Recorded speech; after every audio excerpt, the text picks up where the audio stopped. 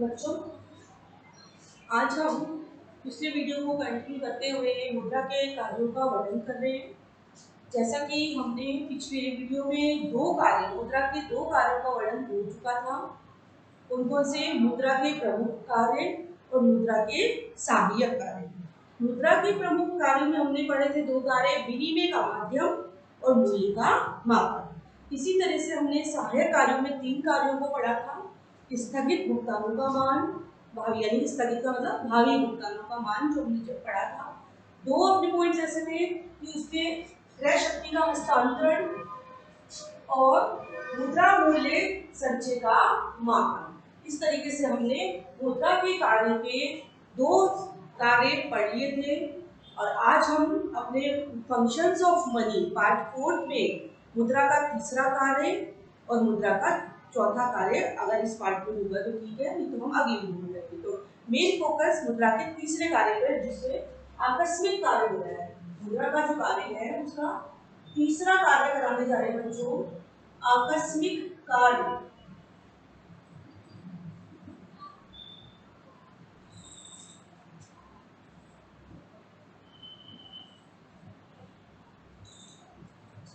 इसके अंतर्गत मुद्रा कुछ प्रमुख व सहायक कार्य के साथ साथ कुछ ऐसे कार्य भी करती है जो अचानक से आकस्मिक कार्य। मुद्रा का जो कार्य है वो आकस्मिक कार्य के लिए भी बहुत उपयोगी है।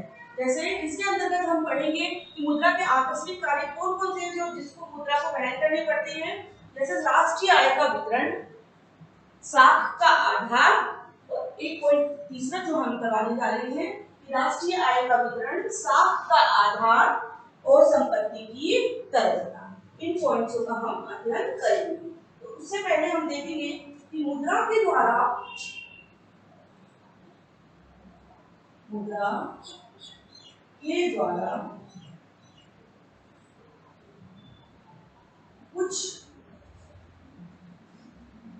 ऐसे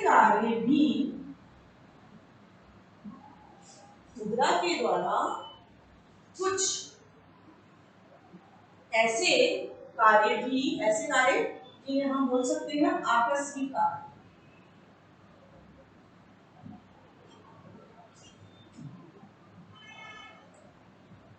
मुद्रा के द्वारा कुछ ऐसे आकस्मिक कार्य भी संपादित किए जाते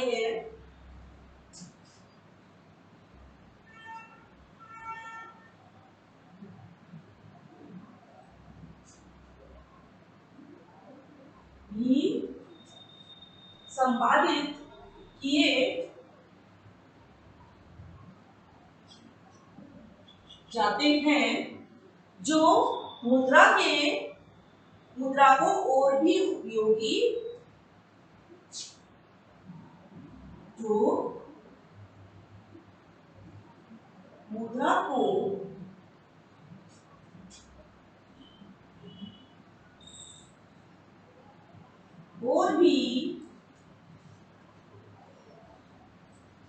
उपयोगी तथा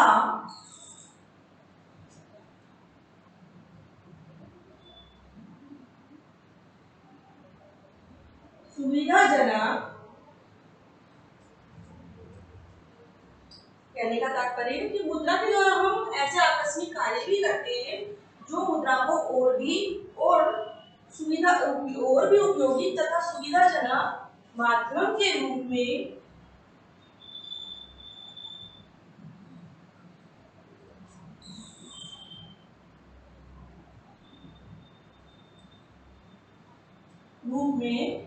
सिद्ध किए जाते हैं।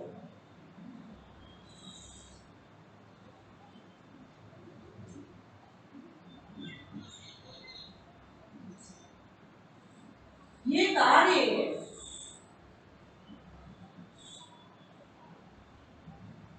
निम्न है।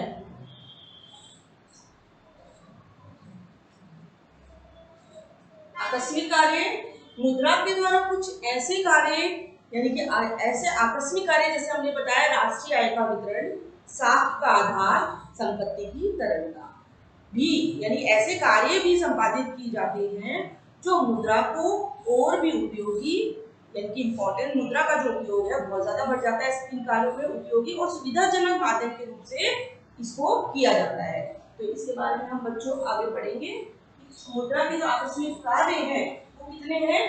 3 हैं। तो सबसे पहला कर रहे हैं हम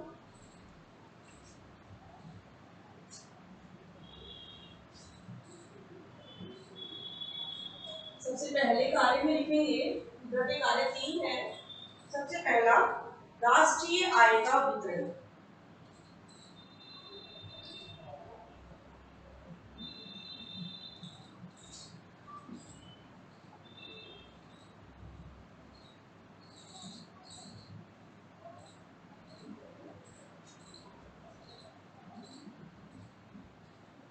देखिए हमने पिछले वीडियोज में आपको बताया था कि मुद्रा के इन्वेंशन से यह कार्य बहुत ही सरल और सुगमता से किया जा सकता है। कौन सा कार्य?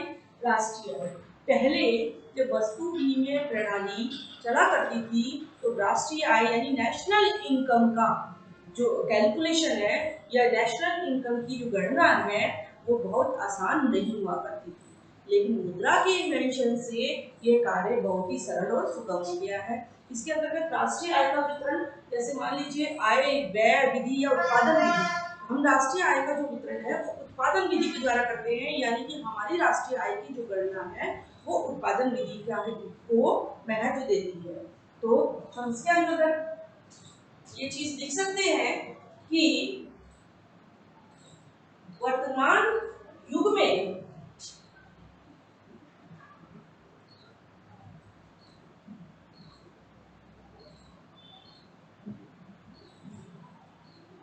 वस्तुओं के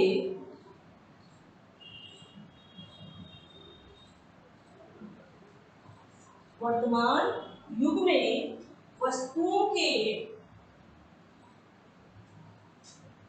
बड़े पैमाने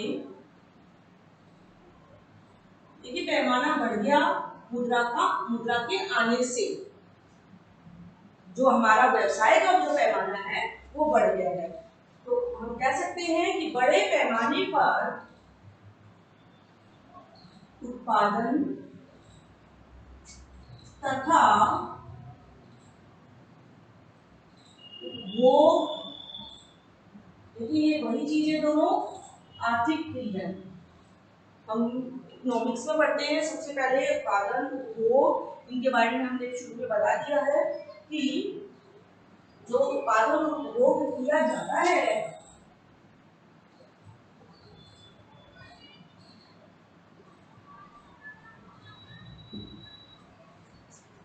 अभी जो चल रहा है बड़े पैमाने पर किया जा रहा है। कि क्यों बड़ा पैमाना हुआ? लार्ज स्केल क्यों हुआ है? क्योंकि मुद्रा का इन्वेंशन हो गया है। तो पहले जब हमने देखा था कि वस्तु विनिमय प्रणाली जब चला करती थी तो व्यक्ति या उत्पादक जो है केवल कौन सा व्यवसाय पर निर्भर था? प्राथमिक व्यवसाय पर ही उससे संबंधित ही व्यवसाय किया करता था। लेकिन अब जो स्केल है हमारे व्यवसाय का जो पैमाना है वो बहुत ही बड़ा हो गया है। किसके कारण? इसको लिख सकते हैं इसे मुद्रा के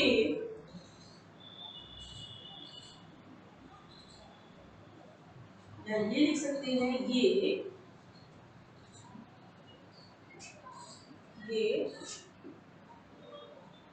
मुद्रा के माध्यम से संभव हुआ है।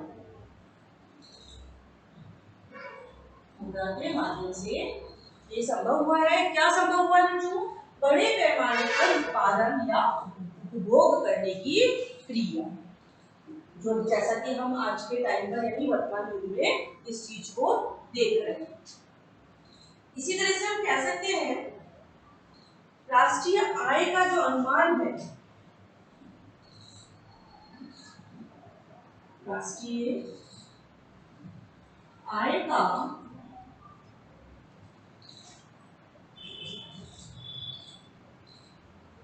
अनुमान यानी हम राष्ट्रीय आय की जब गणना कर रहे हैं तो उसका जो अनुमान है, कैलकुलेशन है, वो भी किसके द्वारा लगाया जा सकता है? अनुमान भी मुद्रा के द्वारा आसानी से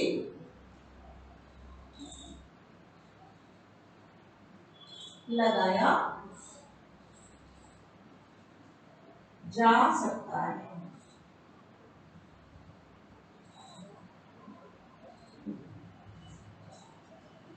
इसी तरीके से हम कह सकते हैं कुल उत्पादन में जो प्राप्त मूल्य है, जब उत्पादन की बात करें तो कुल उत्पादन में जो प्राप्त मूल्य है, उस प्राप्त मूल्य का समाज में विभिन्न विभिन्न वर्गों को वितरित करने का कार्य मुद्रा के द्वारा ही संपन्न किया जाता है। क्योंकि हम उत्पादन से प्राप्त हो रहा है हमारा मूल्य, लेकिन उसको हम कैसे वितरित कर रहे हैं? हमारे समाज में विभिन्न वर्ग हैं, जैसे निम्न वर्ग, उच्च वर्ग और मध्यम वर्ग। विभिन्न वर्ग, 3 प्रकार के वर्गों को डिवाइड कर बांटा गया है वर्गों को, निम्न, उच्च और मध्यम। तो हम जो इससे प्राप्त जो उत्पादन का मूल्य हमें प्राप्त होगा, उस प्राप्त मूल्य को समाज में वितरित कर रहे हैं। तो किस तरीके से कर रहे हैं, वो तरीका इसमें बताया है कि कुल उत्पादन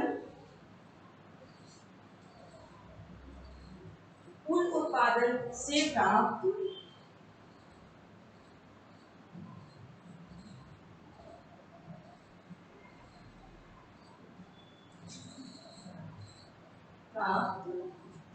मूल्य को, कुल उत्पादन से प्राप्त मूल्य को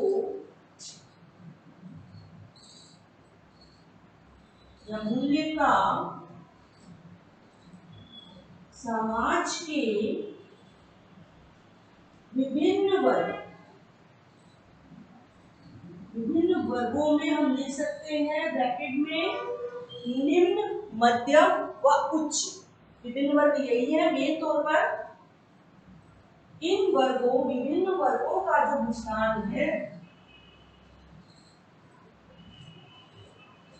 वो किसके कारण सरल हो गया है? मुद्रा के कारण सरल हो गया है। विभिन्न वर्गों का भुगतान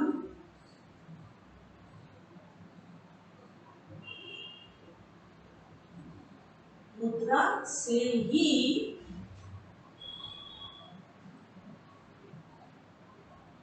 संभव हुआ है। देखिए ये इतना महत्वपूर्ण कार्य कि आकस्मिक कार्य कि अगर जितना भी समाज को या देश को जितनी भी अर्निंग होती है, उसका वो भुगतान किस रूप में, किस तरीके से करता है? मुद्रा के माध्यम से कर रहे हैं। लेकिन कौन सी अर्निंग्स का भुगतान किस किस वर्गों में करना है, मुद्रा के और कितना कितना करना है उस मूल्य का, तो ये आराम से जो बंटवारा है कि कौन से वर्ग में कितना करना है और कितनी मात्रा में करना है उस मूल्य को। तो जब हमारा मूल्य का मापन हो जाएगा तो राष्ट्रीय आय का जो वितरण है वो आसानी से संभव हो सकता है। इसीलिए इस पॉइंट में बच्चों ये बताया, इंपॉर्टेंट चीज ये बताई है कि वर्तमान युग में जो बड़े पैमाने में उत्पादन और उपभोग किया जा रहा है, उस बड़े पैमाने पर उत्पादन उपभोग के माध्यम, कौन सा माध्यम से कर पा रहे हैं आजकल बड़ी सरलता से? मुद्रा के माध्यम से। मेन चीज है मुद्रा के माध्यम से उत्पादन और उपभोग जो है वो का जो आर्थिक क्रियाओं का जो कार्य है वो मुद्रा के माध्यम से ही संभव हुआ है। इसी तरह से हम कह सकते हैं कि राष्ट्रीय आय का जो अनुमान है वो भी किसके द्वारा लगा सकते हैं? मुद्रा के द्वारा आसानी से कर सकते हैं, या गणना मुद्रा की आसानी से कर सकते हैं। राष्ट्रीय आय की जो गणना है वो मुद्रा के द्वारा ही आसानी से की जाती है। और जो इससे कुल उत्पादन से जो प्राप्त मूल्य है उसका जो वितरण है समाज के विभिन्न वर्गों में मुद्रा के द्वारा ही भुगतान करना आसानी से संभव हुआ है। इस तरीके से हम बता सकते हैं कि राष्ट्रीय आय के वितरण में हम क्या लिख सकते हैं और इसका कौन सा माध्यम सबसे इम्पोर्टेंट हुआ इसके अंदर? मुद्रा का माध्यम। देखिए क्या बात कि अगर हम उत्पादन उपभोग कर रहे हैं तब भी राष्ट्रीय का अनुमान लगा रहे तब भी, और समाज में विभिन्न वर्गों का भुगतान कर रहे हैं तब भी कौन सा माध्यम काम में लिया जा रहा है? मुद्रा। इस तरीके से हम आगे बढ़ते हुए दूसरे पॉइंट को देख रहे हैं मुद्रा के आकस्मिक कार्य का दूसरा पॉइंट, साख का आधार।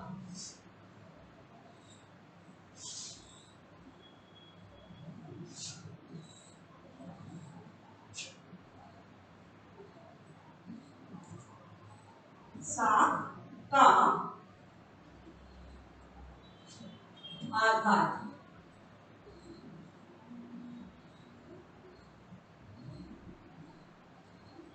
इंपॉर्टेंट पॉइंट है। सबसे ज्यादा जो जागृति आई है बैंकिंग व्यवस्था में, बैंकिंग प्रणाली जो सबसे ज्यादा फास्ट हुई है, वो किसके कारण? साख, जिसे हम क्रेडिट बोलते हैं, लोन बोलते हैं। साख जिसे हम लोन बोलते हैं, लेकिन बैंकिंग बैंकिंग प्रणाली के अंतर्गत उस लोन को साख का नाम दिया गया है। क्रेडिट यानी कि उधार। आपने अकाउंट्स में पढ़ा होगा बच्चों, उधार जिसे हम क्रेडिट बोलते हैं। कि इसी जगह साख का जो उधार है कि अगर हमें उधार मिल रही है, किस बेस पर मिल रही है, उस चीज का इस पे वर्णन किया जाता है। जैसे हम लिख सकते हैं, अब इसके अंदर हम क्या लिखेंगे? बाजारीकरण। मार्केट के लिए ही होता है ये। बाजारीकरण के इस दौर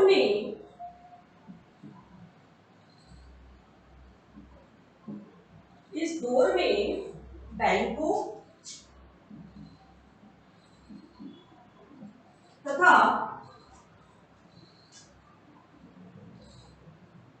वित्तीय संस्थाएं,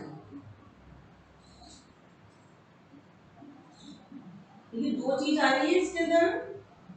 आजकल जो बाजार में सबसे ज्यादा क्या चल रहा है कि बैंकों और वित्तीय संस्थाओं द्वारा अनेक प्रकार वित्तीय संस्थाओं द्वारा अनेक प्रकार के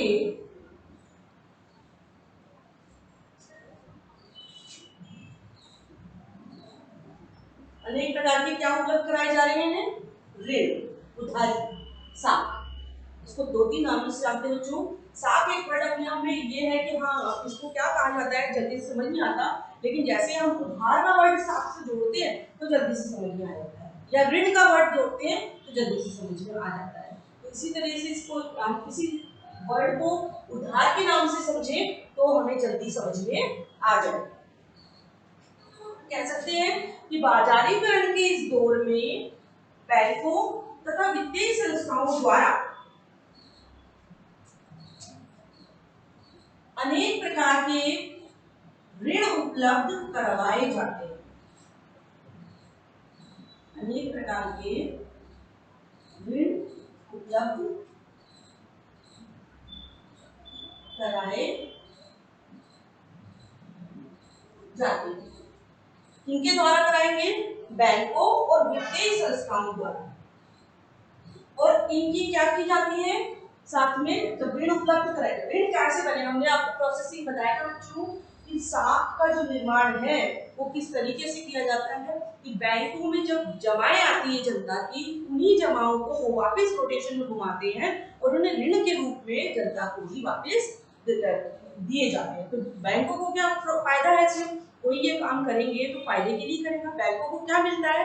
इस संदर्भ में इंटरेस्ट मिलता है, ब्याज जो मिलता है वही उसका लाभ होता है या प्रॉफिट होता है बैंकों को ऋण लेना और देने के संदर्भ में। तो हम यहाँ पर बताए जा रहे हैं कि बैंकों में वित्तीय संस्थाओं द्वारा अनेक प्रकार के ऋण उपलब्ध कराए जाते हैं तथा साथ के साथ और भी काम करता है ना बैंक, तथा जमाएं भी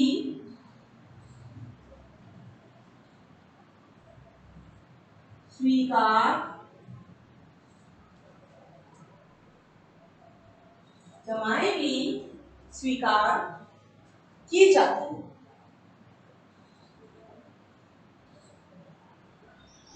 हम कह सकते हैं कि बैंक वही है जो ऋण उपलब्ध कराए और जमाएं स्वीकार करें। तो ये सभी कार्य किसके कारण के माध्यम से हुए संभव? मुद्रा के माध्यम से। हम लिख सकते हैं ये सभी कार्य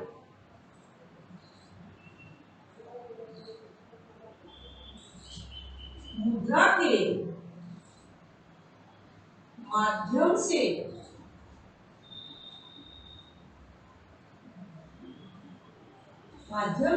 ही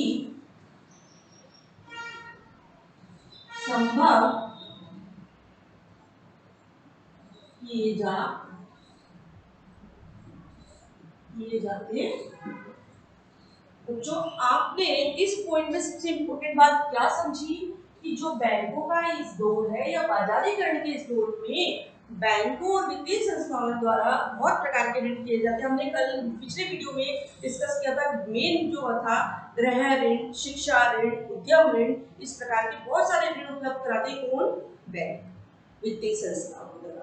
जो ऋण उपलब्ध कराए जाते हैं तथा जमाएं, ऋण उपलब्ध कराना तथा जमाएं भी साथ में स्वीकार की जाती है। तो ये जो कार्य है इसके माध्यम से सबसे ज्यादा सरल हुआ है, मुद्रा के माध्यम से ही ये कार्य सरल हुआ है। तो हम मुद्रा का जो तीसरा कार्य है आकस्मिक कार्य, उसके अंदर भी हमने दूसरे पॉइंट को डिस्क्राइब किया कि दूसरा पॉइंट हमें क्या बता रहा है? साख का आधार। साख का आधार क्या है? इससे साख का आधार है हमारा मुद्रा का माध्यम। आधार किसको बनाया है? क्रेडिट कब मिल सकता है?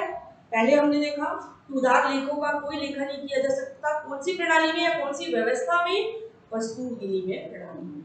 उधार लेखों का कोई लेखांकन नहीं किया जा सकता था, बहुत कठिन कार्य हुआ करता था, लेकिन मुद्रा ने इस कार्य को बहुत आसान बना दिया है। मुद्रा के माध्यम से व्यक्ति ऋण ले भी सकता है और अपनी जमाएं स्वीकार भी, अपनी जमाओं को बैंकों में जमा के रूप में जमा भी करा सकता है। तो ये दोनों कार्य, ऋण उपलब्ध कराने का और बैंकों में अपने डिपॉजिट्स जमा कराने का कार्य बहुत ही आसान हो गया मुद्रा के माध्यम से। तो इस पॉइंट में हमें यही चीज बताने जा रहे हैं, साख का आधार क्या है? आधार मुद्रा। मुद्रा के द्वारा ही हमें उधार मिल जाते हैं और उनका लेखा जोखा भी आसानी से हो जाता है। इसी तरीके से हम तीसरा आकस्मिक कार्य का तीसरा पॉइंट पढ़ने जा रहे हैं बच्चों।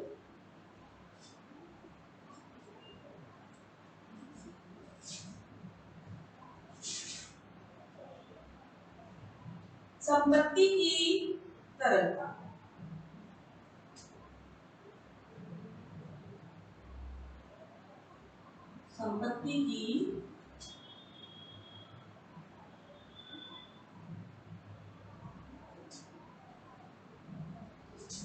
संपत्ति की तरलता।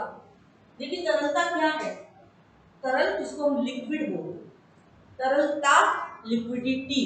अब यहाँ पर हम मुद्रा के कार्य पढ़ रहे हैं, मेन चीज है मुद्रा। संपत्ति की जो लिक्विडिटी है, यानी कि अगर किसी कोई चीज हमारी प्रॉपर्टी में है या हमारी कोई चीज वस्तुओं में कन्वर्ट हो रखी है, उसकी तरलता क्या कहलाएगी? कि अगर हम उसको बेचते हैं उसके एवज में यानी उसके बदले में हमें कैश प्राप्त होता है, तो वो क्या कहलाती है? तरलता। नकद, किसी भी वस्तु को बेचने पर हमें नकद मिलता है तो उसको हम क्या बोलते हैं? तरल। उस वस्तु की तरलता बोलते हैं लिक्विडिटी, यानी कैश के रूप में हमें उस वस्तु को बेचने से जो प्राप्त हुआ है कुल तरलता कहलाता है।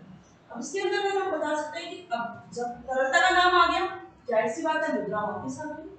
तो संपत्ति की तरलता, यानी हमने देखा था पिछले वीडियो में वस्तु विनिमय के टाइम में कि अविभाज्य वस्तु की कठिनाई थी। अविभाज्य मतलब कोई भी वस्तु को या कोई भी संपत्ति को हम बांट नहीं सकते थे, लेकिन इस मुद्रा के आने से ये जो पॉइंट है वो बहुत ही आसान हो गया है कि संपत्तियों को भी आसानी से बेचकर या खरीद कर व्यक्ति एक जगह से दूसरी जगह कैश करके आराम से जा सकता है। तो हम इसके अंतर्गत बच्चों लिख सकते हैं संपत्ति की तरलता में प्रोफेसर जे एम कीन्स।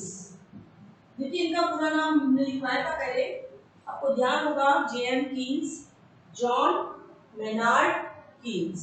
एक बार पूरा नाम पूछ लिया जाता है कि प्रोफेसर जे एम कीन्स का पूरा नाम बताइए, आप बोलेंगे जॉन मेनार्ड कीन्स। तो इनके अनुसार या इनके अनुसार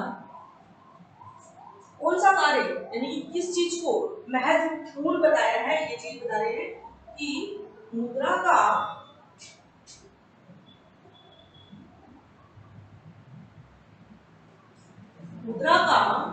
एक महत्वपूर्ण कार्य,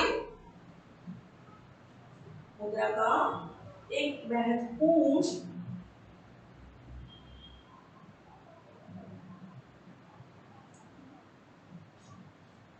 कार्य पूंजी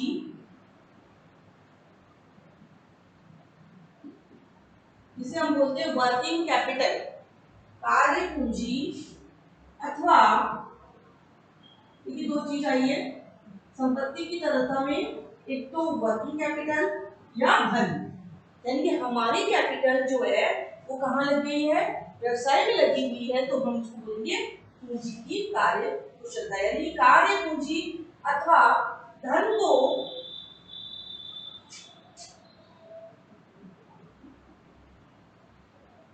तरल, तरल यहाँ पर क्या है बच्चों भी समझाया, नकद, धन को तरल रूप प्रदान करना है, तरल रूप प्रदान करना है। कहाकार इनके अनुसार प्रोफेसर जे एम कीन्स के अनुसार मुद्रा एक महत्वपूर्ण कार्य करती है कि कार्य पूंजी यानी धन को तरल रूप प्रदान करती है। अब वो किस तरीके से करती है इसके लिए हम बताने जा रहे हैं कि मुद्रा मुद्रा किसी वस्तु का लिख सकते हैं तरल रूप में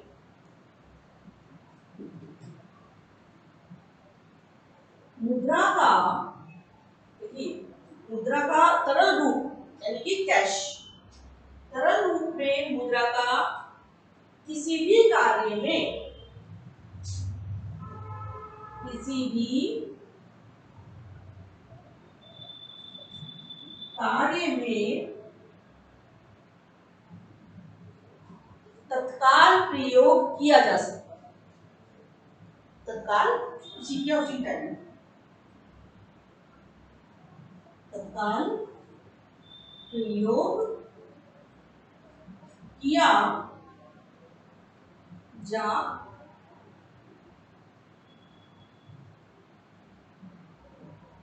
सकता है।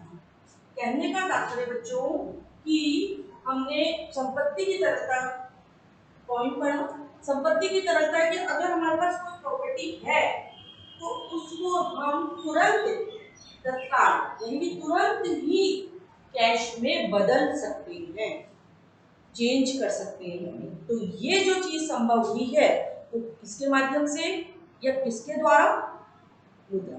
तो मुद्रा के जो हमने आकस्मिक कार्य पढ़े, 3 आकस्मिक कार्य पढ़े, जिसके अंतर्गत हमने राष्ट्रीय आय का वितरण पढ़ा।